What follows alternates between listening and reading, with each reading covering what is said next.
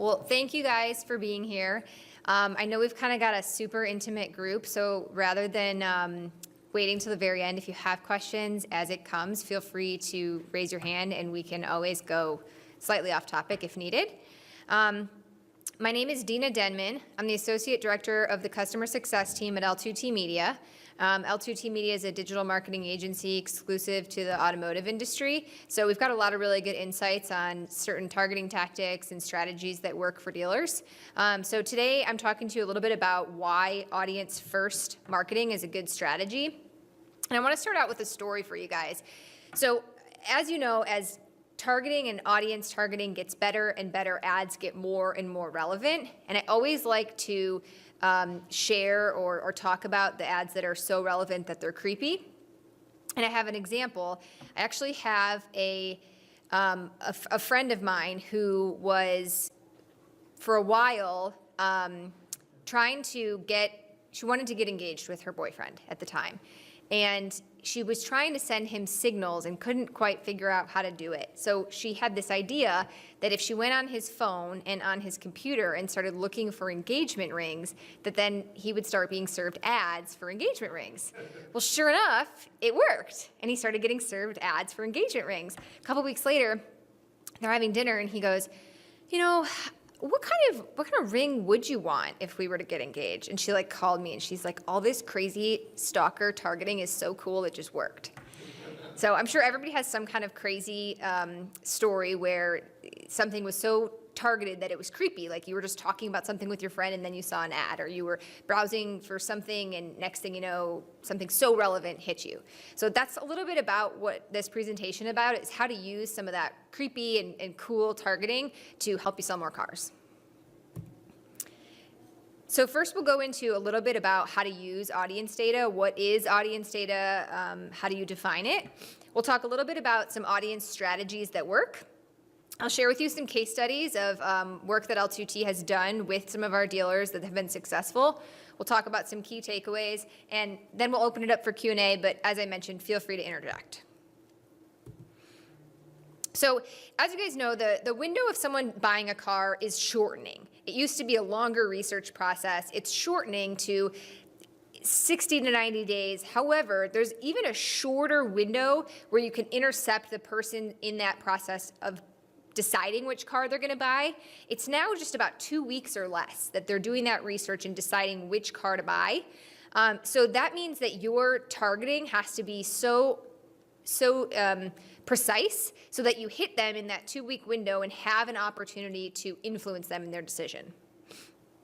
One of the ways that you can do that is utilizing data and leveraging audience targeting.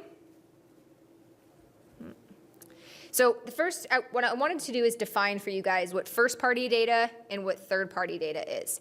So first-party data is data that comes from your dealership, comes from your CRM, comes from your DMS, comes from your website, information that is your customers.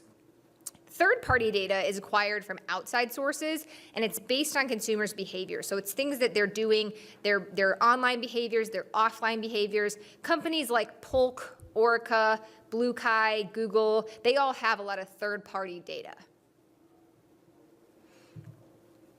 So leveraging data makes your advertising a lot more effective. Some statistics for you guys.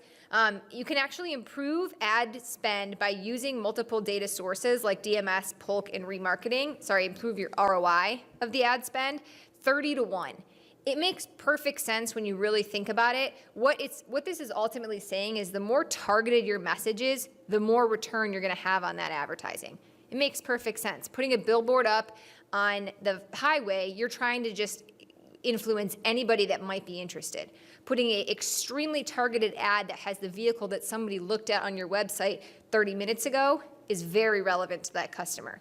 So using these types of audience targeting to better understand what type of message to put in front of that consumer is how your ROI is going to go up.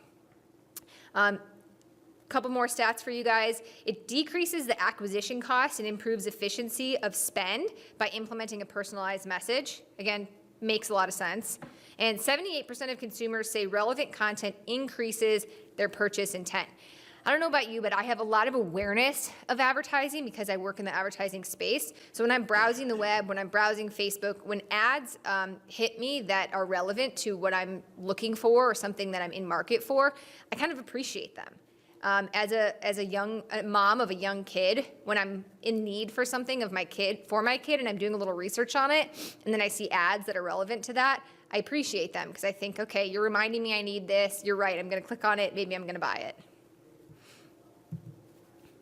So gathering the data is step one, and identifying where you're going to get that data is step one. But it takes a lot more to actually put that data to work. Because if you try to do this all manually by saying, okay, I know these people are interested in a Pacifica, or these people are interested in a Jeep, and let's put an ad for these people, you're going to be left behind. You can't act quickly enough to catch the person when they're in that 2-week sweet spot of when they need to be influenced. So technology is where you kind of lean. Technology automation plus the data is really the way to capture the audience at the right time. So just an example here.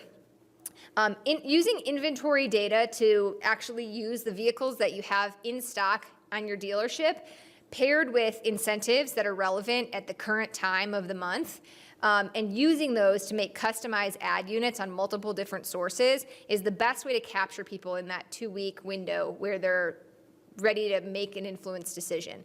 So if you have a customer who is going to utilize multiple different sources, so for instance, paid search on the left, that customer may have searched for a brand new 2019 Acura RDX, and utilizing inventory scraping from your website and pairing that with an incentive is a good way to get a really, really relevant ad in front of that consumer. You can also do that sort of thing on Facebook. You can also do that sort of thing on video. You can also do that sort of thing with display advertising. If you utilize multiple channels and utilize the ability to take that audience and put a really relevant message in front of them, it's going to give you the best chance to influence the consumer. A little bit about audience-first marketing and why it matters.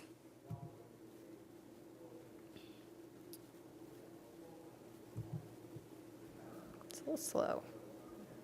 Okay, so audience behavior. There are certain things that an audience does that help us gather this information.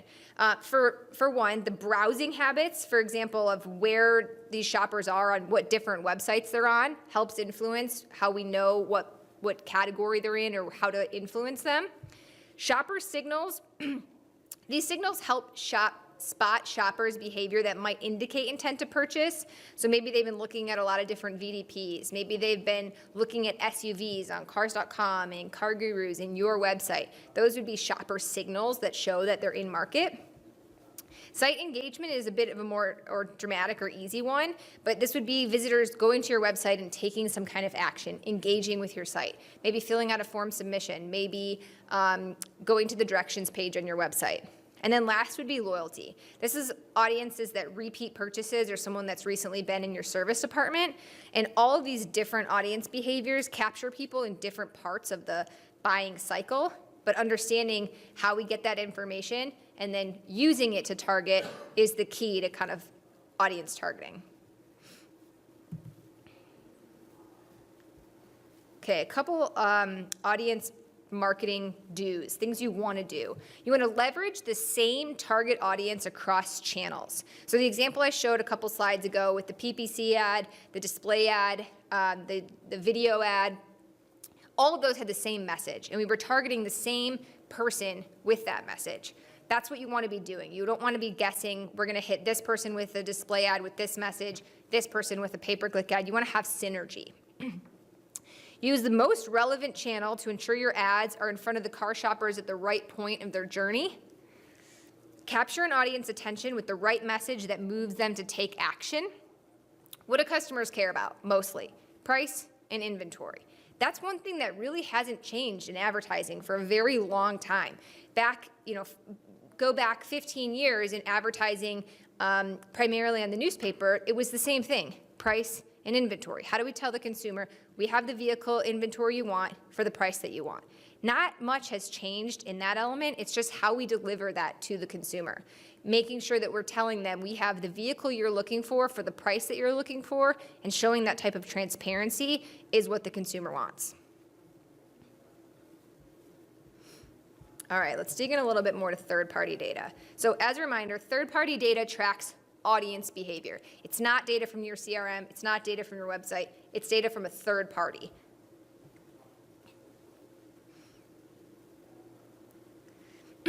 As the consumer visits more pages, browses more things, looks at more products, or lingers on certain pages longer, advertising has the ability to be more targeted. The more that person does, the more we know about what they're interested in. So the third-party data is reliant on that consumer behavior. So the more they do, the more we can target them deeper. The more information an ad platform has on the audience, the more narrow we can define it. So these third-party companies look holistically. Let me share with you the next slide.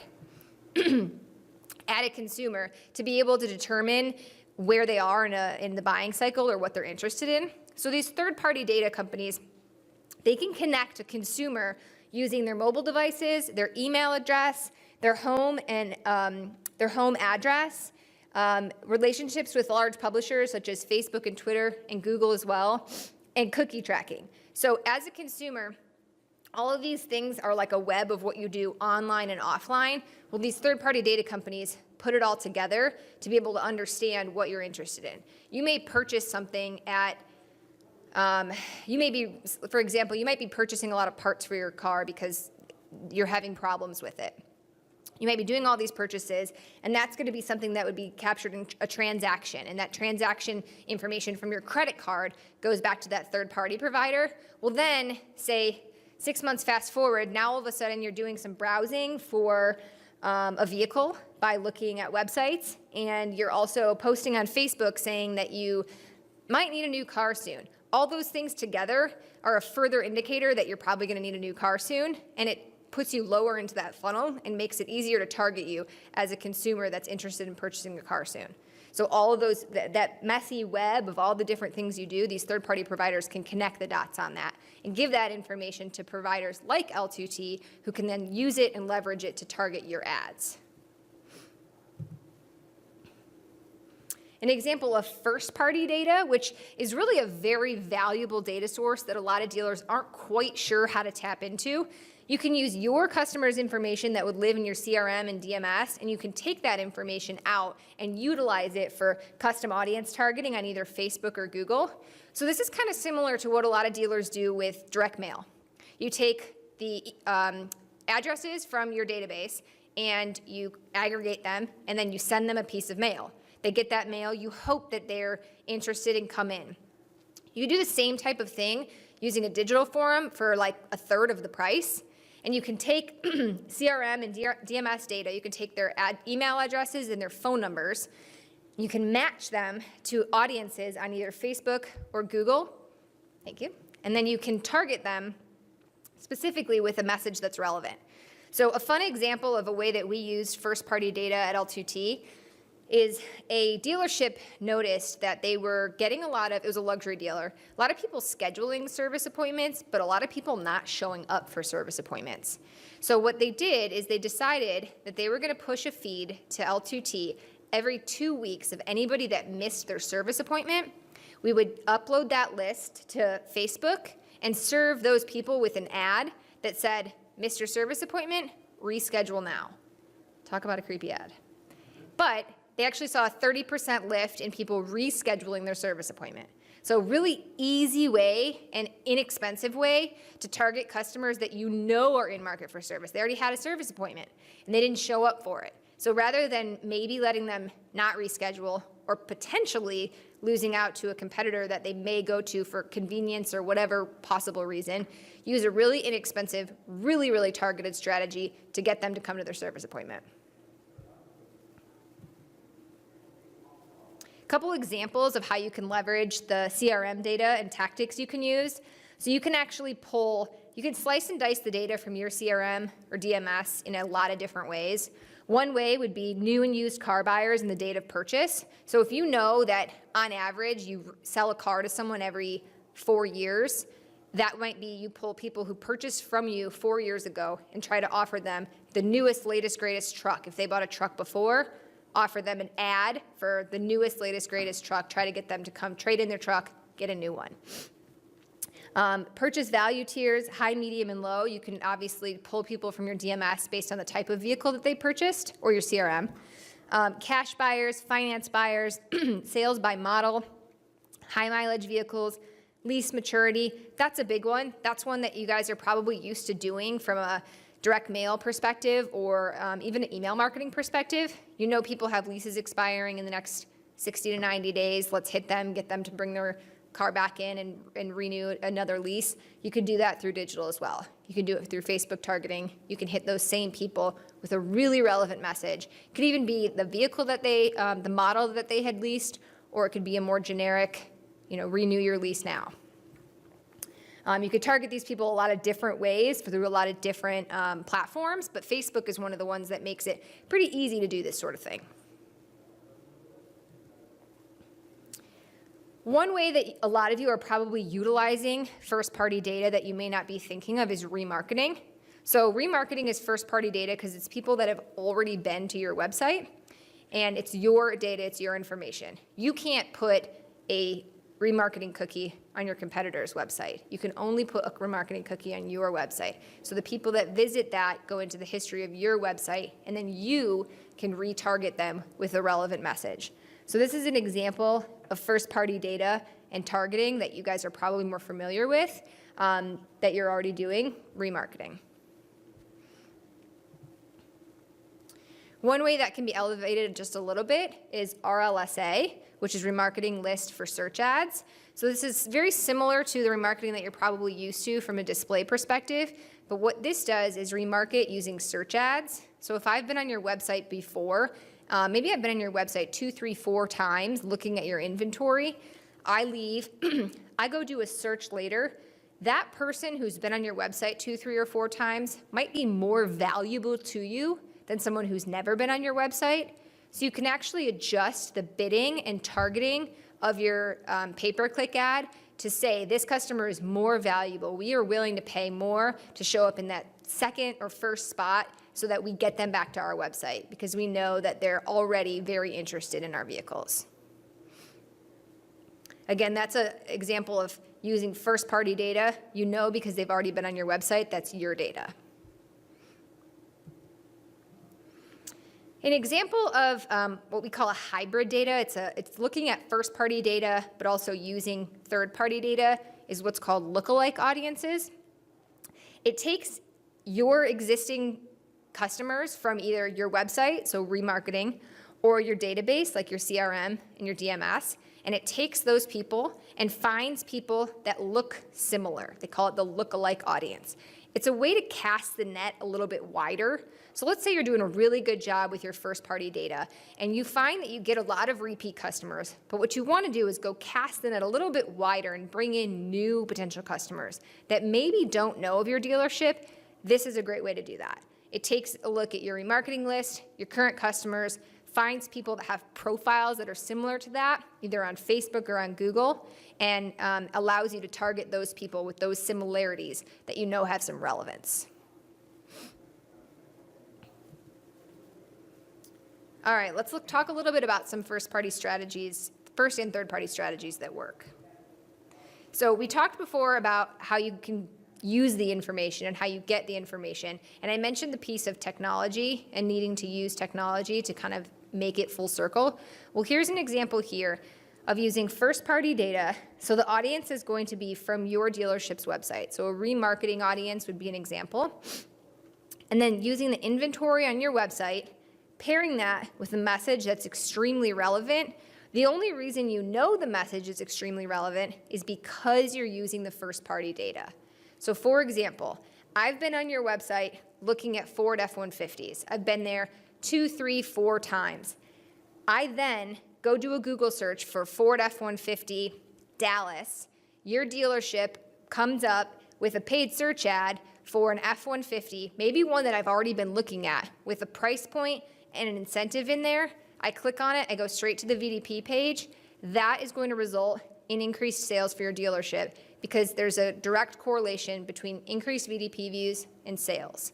The reason that ad was so targeted is because you leveraged audience information to know what that consumer was extremely interested in.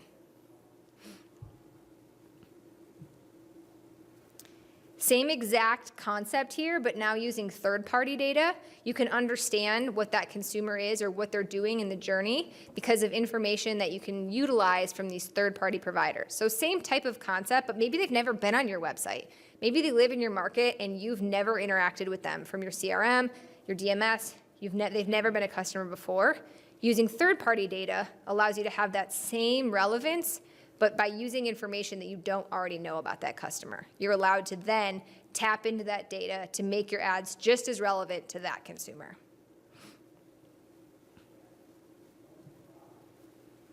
Case study I want to share with you guys.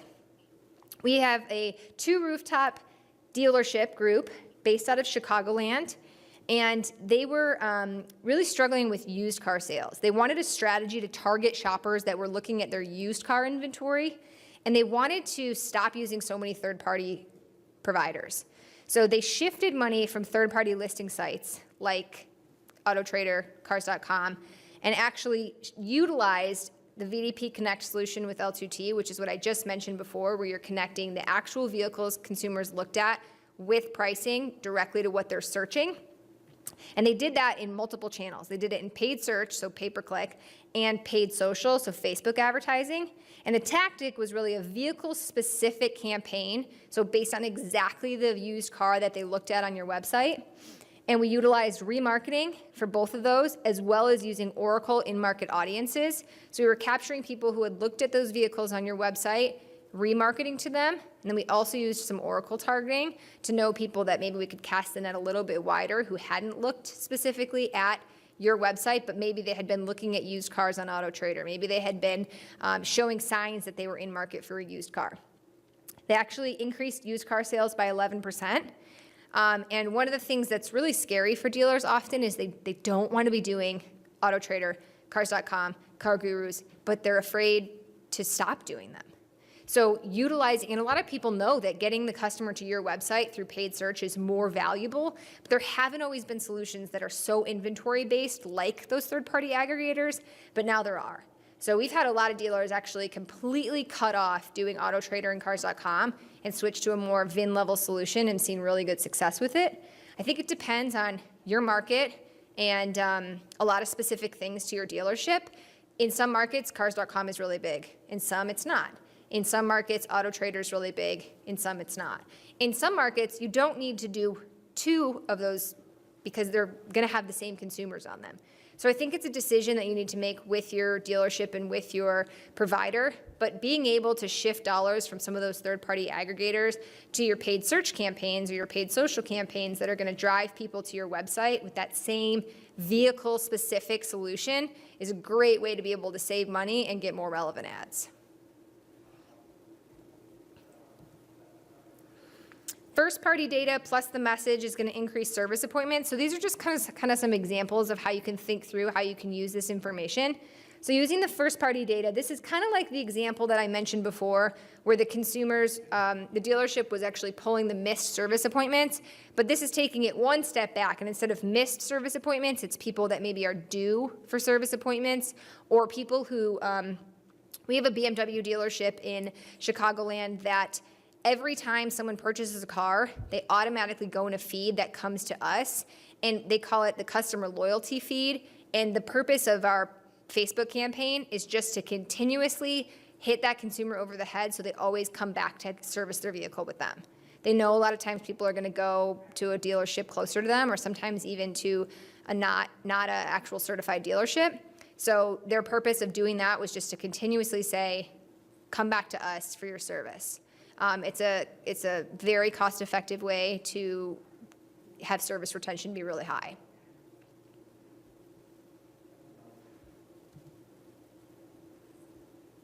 Again, if you find that you're not really losing out to people who have purchased from you, but you want to increase more service business, maybe you're a Honda dealership that services all makes and models, and you don't think people really know that.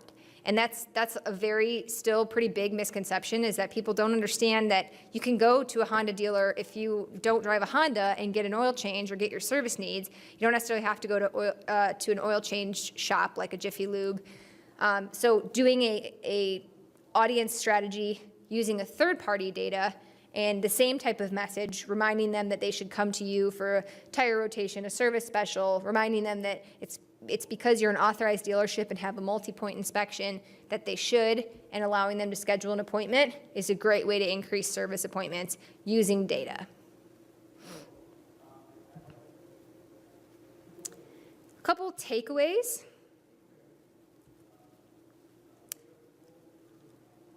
Always keep audience as part of your strategy. It's probably something you guys are doing a little bit of now without even really knowing it, but thinking about how you can leverage your first-party data and adding in third-party data is going to be really helpful, especially as we continue to move into a more digital savvy landscape.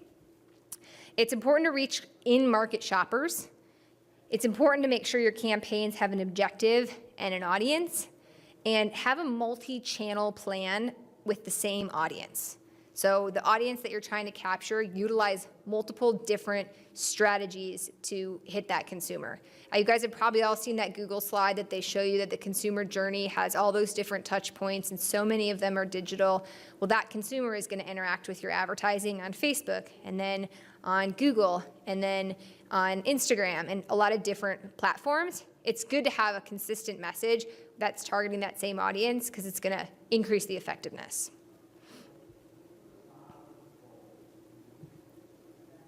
Some key takeaways here. Utilize your CRM and DMS data. How many of you guys do direct mail pieces or have? Only one? Wow. Two?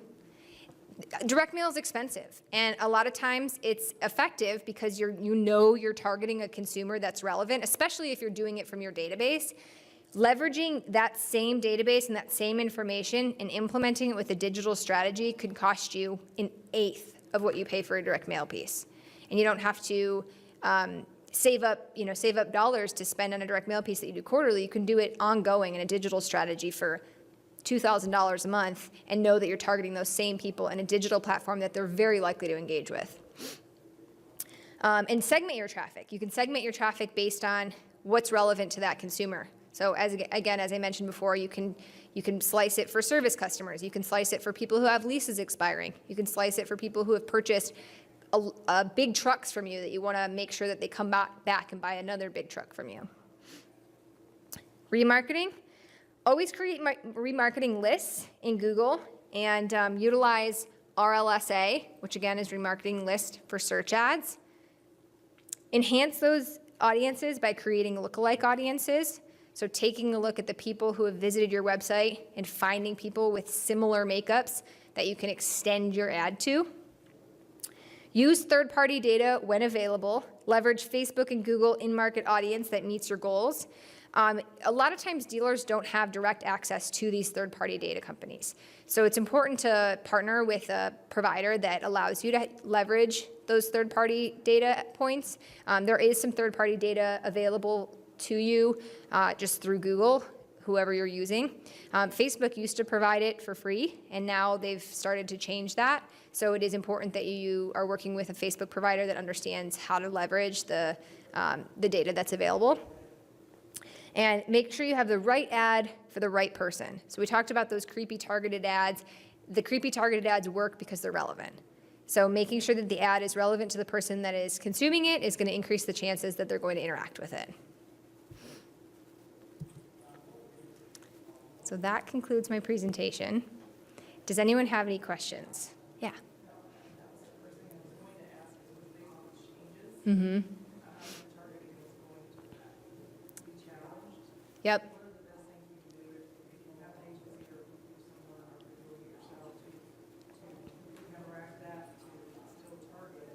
Mm-hmm.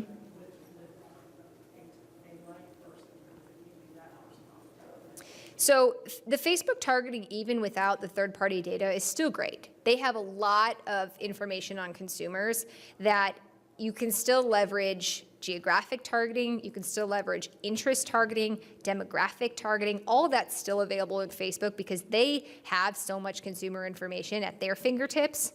If you're looking for something that's going to be a bit more robust, then you're going to want to partner with an agency that has a connection with third-party companies. The difference now is the Oracle data used to be available through Facebook with certified providers at no charge. Now there's a charge. So usually the agency is going to work out how that charge is passed along or how they absorb that. But it is still available. So leveraging a company that is going to utilize that. What I will preface is if you're doing a very small Facebook buy, like $500, $1,000 a month, you're probably not going to see a big difference whether you're leveraging that data or not, because the data that's already on Facebook is probably going to be sufficient. If you're interested in kind of turning up the notch or the volume on a bigger buy, then I would say that the audience targeting and the third-party data is going to be helpful. And it wasn't free before. Facebook was paying Oracle, or Oracle was receiving 15% of the click spend. Well, it was free to the consumer. It looked free to us, yes, but yeah, there was a pass-through charge. Yeah, the CPCs were a little higher because it was so targeted, and that's pretty standard. But now that that's not even an option. It's considerably more expensive. And for the sake of protection, they really just are trying to make sure that professionals are using it in the right way. Does anyone have any creepy ad examples? They're my favorite stories. Where you talk about something, or you just think about it, and next thing you know, you see an ad. Yeah, we did an interesting one. So, high luxury brand OEM, we own a luxury brand OEM. Service defection is pretty high with luxury brand OEM. So, service cycle is typically 1 year. We'll see once per year. So, we have a campaign running on Facebook.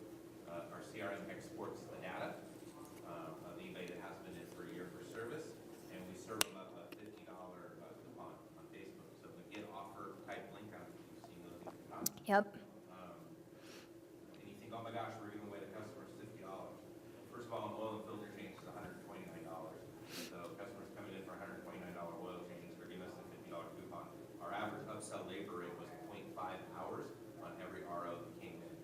So do the math, even though we were giving away $50, we were capturing a customer that hadn't been in, probably wasn't coming back, all for $50. And we didn't have to direct mail. We didn't get a 1% return rate. Yep. It was very trackable. It was actually pretty cool. That's awesome. That's a great way to leverage first-party data. Anyone else have any stories of leveraging first-party data? Well, think about your next direct mail piece, and if it's possible to consider a digital option there. Unless, of course, you're having great success with your direct mail piece, then by all means, keep at it. But there's a lot of ways to leverage audience targeting. That's one example that people are really used to and comfortable with. But there's a lot of new ways that audience targeting is kind of starting to develop. And even Google has done a lot of presenting recently about audience targeting and how they're trying to allow audience targeting to be kind of the new thing, where audiences are really, they're going to be developing audiences and making it really easy for consumers to target the audience that's in market for whatever specific segment the advertiser is looking for. So leverage your first-party data, leverage your third-party data, and creep a lot of people out with your ads.